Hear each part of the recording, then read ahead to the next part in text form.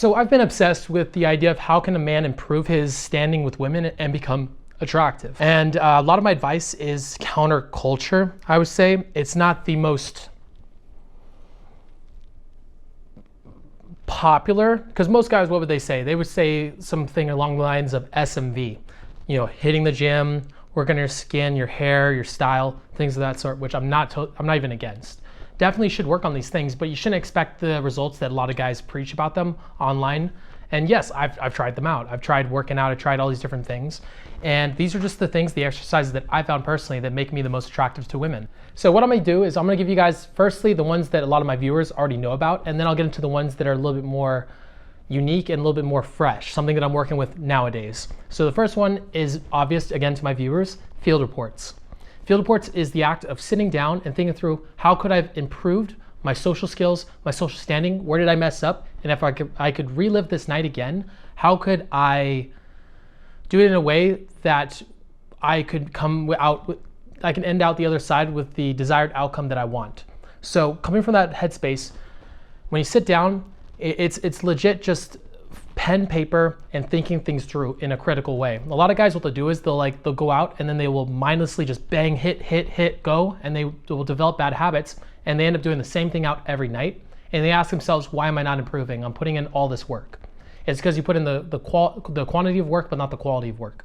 Field reports help you put a lot of introspection into yourself and start understanding maybe points where you're messing up, points where you're self-lying, points where you could have done a lot more than you did that night out. Maybe it's just like a simple factor of you not speaking the right way, maybe not using the right tone, not having the right mindsets, the beliefs, the habits involved. So in that case, now you can figure it out and you can identify the issues and then fix them, come to a solution. The field reports are about finding solutions to common problems that you might not even know. So it's about finding the problems and creating solutions. Now, the next point is writing a 2.0 version of yourself, which again is tied to this. Based on this, you want to kind of think it through, what is this next version of myself that's gonna have the results that I want? So what does this entail? Entails. What does this entail? This entails thinking through, so let's say there's a guy out there that has what you want.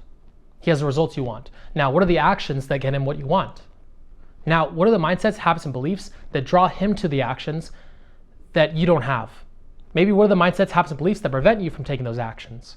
Now what you do is you start changing those actions, the mindsets, beliefs, and you start working at them one piece at a time. Which piece is the most important? And you hammer it into the earth. You get rid of it forever, and then you move on to the next. You basically build, brick by brick, your palace. You build this palace that you change the core of who you are. And by changing the core of who you are, you get a different outcome. By changing the vehicle, you can transverse a different terrain. So what you want to do with the 2.0 version of yourself is to develop this tapestry, this version of yourself, and build it out. Really think it through. Because once you really think it through and you develop it, it's a lot easier to shoot for a target as opposed to blindly going through this mist where you have no direction. Like, how are you supposed to get to an outcome when you don't know what the outcome is? So it helps you develop that in a very visceral way. Now, the next piece is actually connected to this one, whiteboards. Now, I actually will use all these different points, so everybody should use whiteboards in a different way. You guys can see them in all my videos in the backgrounds. I even have like little piece of paper over here, but I cover my walls, everything around me, my living space, with like this next person I want to be, with the habits I'm trying to build, with all these different mentalities that I want to work on. I even have them for work, I have them for business, I have them for different clients, I have them for my sticking points, for the mindsets I'm trying to develop, for habits I'm trying to get rid of, for bad addictions that I don't like. And I basically sit down and I put them all over my walls, and by doing this, it keeps it constantly in front of me. I'm constantly having all these little pieces around me that allow me to remind myself, look, this is what you're working towards. And focus is the water that wears the stone. Focus goes, energy flows. By keeping yourself consistent with this every day, by knowing actively what you're working on, you'll get to the goal 10-fold faster, 10 times faster. So that's what you want to focus on. You want to build the whiteboards around the 2.0 version of yourself, your sticking points, the things that you derive from your field reports. And as time goes on, it'll get more and more elaborate, and it'll also get more and more pinpointed. It gets 10-fold easier and way more effective as time goes on, as you keep improving upon this part. So when you're in your place, get a bunch of whiteboards, put them around your house, get notes, sticky notes, put them on your walls, put them in places where you're gonna see them every day. Everything I have in my house, I put 12 out over 10. What does this mean for me? This is a constant reminder to myself that I'm the best possible option as a coach, as a person's girlfriend, as a sexual option, as a person that's deserving of money. So by doing this, I remind myself I am deserving of all these things, and now I act throughout it. 12 out of 10, remind myself why I'm the best possible option, and I have it everywhere in my house.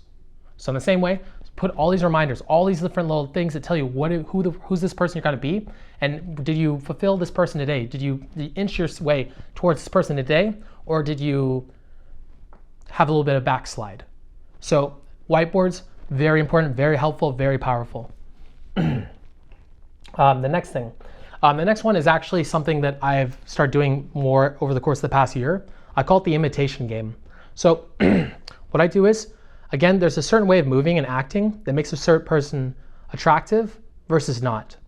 So what I'll do is I will play movies, videos, I'll play infields of guys that have the results that I want, and I'll imitate them.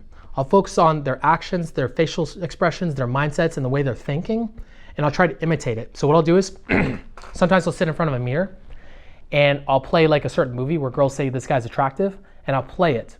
I'll watch the way that he moves, the way he speaks, the way he talks, and then I'll pause it. Then I try to imitate it. Then I play it. Then I try to imitate it, and I try to show, and I try to act the same exact ways as this guy does in the screen. And then I pause it, and then I play it. Then I pause, then I imitate, I play, pause, imitate, and I go through the cycle. I do this for about 15 minutes to an hour, at least once a week, minimum once a week. If you guys do this, this is very helpful, very powerful. When you're talking to a girl, you'll start finding that you can talk about absolutely anything, and you can make it engaging. By doing this strategy right here, you can take anything and make it engaging if you know how to speak in the proper tone. All right. Now, the next point, meditation. Now, meditation is something that's, again, comes across woo-woo to very A-type personality people. But here's the thing. The ability to control your mind, your actions, the way you move, the way you speak, comes from the inner. Now, if you have a very chaotic mind, I have a very ADD mind, a very ADHD mind, so my mind is constantly all over the place. It's constantly wanting to go and extrapolate on different concepts, minds, like everything about me is based on my ADHD. So for me, meditation is a very powerful trick. So when I talk to a girl and I'm fully engaged in the conversation, it's like if you have a computer and you're trying to export a file on this computer, but you're running 20 different programs on the computer, how long is it going to take to export the file? Probably a long time. Now, on the other hand, if you can close down all those programs and just put it into exporting the file, how fast will it be? Now, in the same way, when you're talking to a girl and you are not 100% there with her, you're destroying all your RAM, all this RAM that you have into the conversation, all this creativity and all this confidence, all this verbal wit is going to the wayside based on all these other programs, the anxiety, the fear, the thinking about this, the thinking about that. And you want to teach your brain to narrow this down into a single flow. And once you can do that, your game will get tenfold better. You won't be thinking about things that are completely irrelevant to the moment in front of you. And instead, you'll be able to talk to the girl that's right there, and you'll be able to be there 100% for her. And by doing that, you'll become tenfold more attractive. So, meditation. Now, the last piece is visualization. Again, another woo-woo concept. It's not as woo-woo once you understand it.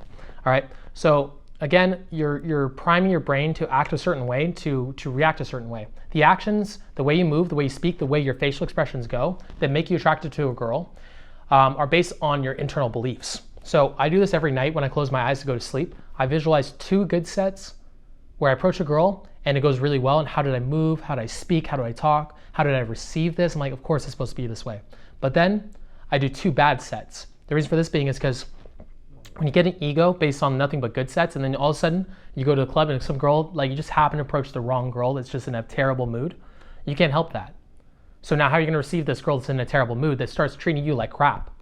So I visualize that, I'm like, okay, cool, I'm calm, cool, relaxed. I realize this isn't my fault, this is the girl's fault, and I receive her as such, and I just get the hell out of there. I don't blame myself for this. I give her a look like, okay, have a better day, and I just go talk to somebody else, understanding this isn't my fault. Now, 2 sets good, 2 sets bad. By this, you're gonna teach yourself how the right mindsets to handle yourself in the club. So I hope this helped you guys out. And again, this should be merged with going out. If you're not going out and approaching girls, all this is mute. You have to be putting yourself out there and start improving your social skills. There's nothing you can do honestly at home unless they create some virtual reality simulator to go out and approach girls. They'll improve your social skills. The only way to truly improve your social skills is to get yourself out there. Same with anything in life. If you want to develop a skill, the best way to develop a skill is to actually put in the work in the skill itself. So I hope this helped you guys out. If you guys have any questions, leave them in the comment section below. And with that being said, peace. Yeah, this legacy, you gon' see what's left of me. You gon' see success in me. You ain't seen the rest of me. I just wanna be the best at what I know. Better than the rest, just watch me grow. Put me to the test and watch me go. This is my quest, I'ma make it known. They call me obsessive, oh I know. Call me selective with my notes. Call me aggressive with my flow.